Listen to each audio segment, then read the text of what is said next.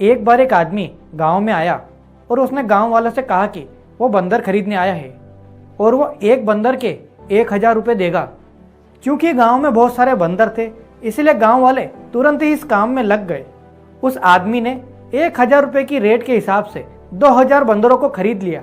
अब बंदरों की संख्या काफ़ी घट चुकी थी, इसीलिए गांव वालों ने धीरे धीरे बंदरों को पकड़ना बंद कर दिया। लेकिन ऐसा होने पर उस आदमी ने फिर से घोषणा की कि वो एक बंदर के अब 2000 रुपये देगा। ये घोषणा सुनते ही गांव वाले दोबारा से बंदरों को पकड़ने में लग गए। बहुत जल्द बंदरों की संख्या इतनी घट गई कि लोग ये काम छोड़ अपनी खेती बाड़ी में लग गए। अब एक बंदर के 2500 रुपये दिए जाने लगे। लेकिन उन बंदरों की तादाद इतनी कम हो चुकी थी कि बंदरों को पकड़ना तो बहुत दूर की बात है, उन्हें देखने के लिए भी काफ़ी मेहनत करनी पड़ती थी। तब फिर से उस आदमी ने घोषणा की कि वो एक बंदर के 5000 रुपये देगा।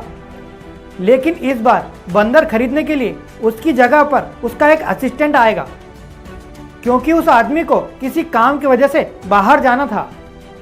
अब उस आदमी की गैर मौजूदगी में असिस्टेंट ने गांव वालों से कहा कि वो पिंजरे में बंद बंदरों को 3500 रुपये के हिसाब से उससे खरीद ले और जब उसका मालिक वापस आए तो 5000 रुपये के हिसाब से उसे बेच दे।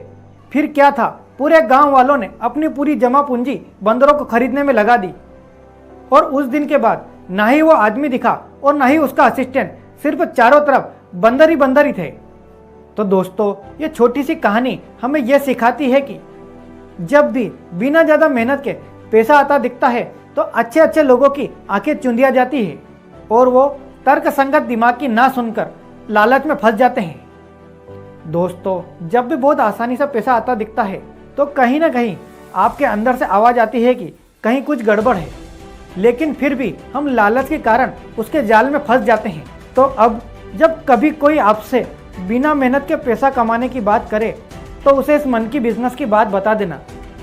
मैं उम्मीद करता हूं दोस्तों, इस कहानी से आपको कुछ ना कुछ सीखने को जरूर मिला होगा। मैं हूं आपका दोस्त विकास तिवारी और मिलते हैं अगले वीडियो में अगली कहानी के साथ।